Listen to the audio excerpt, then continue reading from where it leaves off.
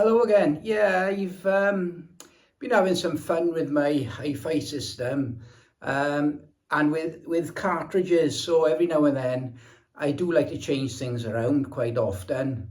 I have a couple of amplifiers that I like to swap in and out my system. But on rare occasions, I will sort of change the actual cartridge that I'm using. Which is an Audio-Technica moving magnet, is what my preferred choice of cartridge is. And I use one of the other cartridges that I have in my little collection of cartridges. And I thought I'd just do a video today showing when I have been using, and it's, a lot of people would recognize that straight away. It is the Denon DL110 high output moving coil cartridge, and I've had this for many years and it's been in and out of my system. For a time it was in my system for quite a long time, over a year, and thoroughly enjoyed using it, and I had good memories of using this. And yeah, I thought a couple of weekends ago I'll have some fun with it again and reconnect it up to my tone arm and go through a load of music, and just for me to remind myself on how really good this cartridge is. And this was introduced. This actual cartridge was introduced in 1982, and it's still, as far as I'm aware, the same specification, same cartridge, same everything seems to be exactly the same as to what they're producing today, and it does have a massive following. There are those people that really taken to the sound that cartridge produces, and I can understand why. And whenever they've come to want to replace the cartridge, they simply get another one of those. Yeah, they are that good. They still have a massive following. Introduced in 1982, made in Japan. And as I said, it is a high output moving coil cartridge. So the actual cartridge can be used into a moving magnet phono preamp and will work. It can be used into a moving coil preamp, but it'll work perfectly well in a moving magnet preamp. So it does have the advantage, because a lot of people don't have the moving coil option on the preamp that may be built into their amplifier, or even if they've got a separate phono preamp. So yeah, and I use it as a moving into the moving magnet phono preamp on my hi-fi system. I use an external phono stage on mine, which is made by Heed. So yeah, the actual connecting of the cartridge to the tone arm it does take a lot of care to do it, like all cartridges would. But it does have, if I show you very closely here, there's very useful as well. It's got a stylus guard on it which drops down, protecting the stylus and so forth. But as you can see there are grooves, one groove there and one groove the other side there, where the screws are actually fitted through the tone arm, the head of the tone arm, and then a bolt is fitted to the top there, securing it into position. So it does take a bit more care in getting it all connected up, and once it's done and obviously aligned properly, then the benefits are superb. Stylus type on it, I'm going to say it's a very, very, very fine elliptical. It's a very special elliptical type of stylus. It is, I've looked at it under like a very strong magnifying glass, and it is extremely fine. And this does help the tracking ability of the cartridge. It does appear to track well right through the record, from the outer grooves right through the middle and to the end of side as well. The other massive benefit I've always found with this cartridge, in my experience anyway, is that it's very good at suppressing the sound of surface noise. Some cartridges don't do well in that regard and can sound quite noisy when the needle is in the groove. Not so with this cartridge. This is one of the quietest and most silent sounding cartridges that I've ever used in my system. With worn records, and indeed the majority of my record collection are used records, and I do use a Noki record cleaner to clean my records and so forth. But even so, you know, you're buying a used record, it might be, you know, sometimes it does take quite a bit of cleaning to get things as clean as you can possibly get. But using this particular cartridge seemed to really suppress the sound of surface noise, and that to me is a massive benefit. I like a cartridge that is quiet when it's actually playing. Tracking weight, I had it set at 1.8 grams.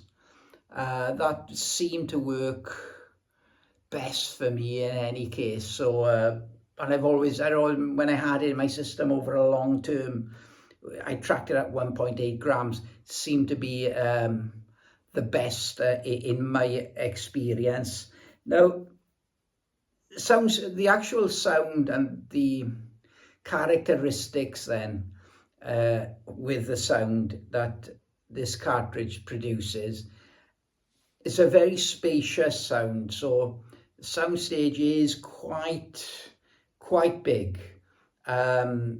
It's just reasonably wide, but more importantly to me in any case, it seems to be layered nicely from front to back. So with that, then it gives a little bit more realism. So you can actually pinpoint performers not only where they may be on the stage, but also how deep they may be within the sound stage. So for instance, you know, you might have the drums coming in the background. Backing vocals is another key thing. You can hear them in particular order behind the main sort of front of the sound stage, the singer up front and so forth, or wherever the singer may be. And it does that really, really well.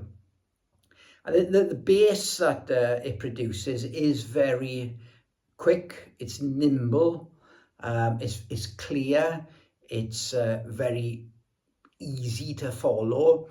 It may not have the heft or the thump that some moving magnet cartridges that I have used have, but that is not where this sort of cartridge excels. It's got a very sort of detailed, refined sound with plenty of air around the instruments, and I really like it, and it works very, very well across sort of like a broad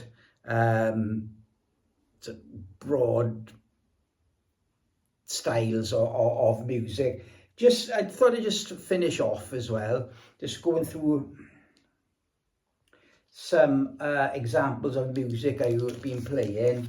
This is a 12-inch single by Japan. European Sun is on here, and on the other side Alien, and you can make Ken's fretless bass playing on here. There's the slides, and how articulate he is with his bass playing. It just really stood out for me. And yeah, it sounded really nice on this particular album. This has become a big favourite of mine. This is a Knitting Sawney album. It's the only Knitting Sawney album I have on vinyl, so I've been looking to add some more of vinyl to my record collection. The album Migration, and on side B there's a song called Market Days, and there's this wonderful piano playing going on, and this far more than any cartridge I've used seemed to put this piano very much in its own space, and it was there, sort of the sound was kind of hanging in the air, just dancing over the rest of the music that was going on. Really, really quite beautiful, and lovely to listen to. What did I say? Oh, one of my favourite bass players is Richard Sinclair. People that are into like the 1970s Canterbury progressive rock style of music, bands like Caravan and so forth would maybe be familiar with Richard Sinclair, who is a terrific bass player. This is a solo album of his, and his bass playing is very interesting in my view, and I really enjoy following his bass lines and trying to sort of get my head around how well they've been constructed. And yeah, it just picked up the finesse and how articulate the bass playing was, and a terrific album in any case. But I love listening to that. Something else different, Buddy Rich, Mr. Drums, and there's the last track of this album is West Side Story medley, and it's the theme from West Side Story. And here we've got obviously the band, the brass section, everything going on, and yeah, this was a really good test, I thought, because here we had like this massive sort of sound stage, this layering of musicians from front to back, and just conveying then like a real sense of performance. And I love listening to this album, especially through the Denon DL110.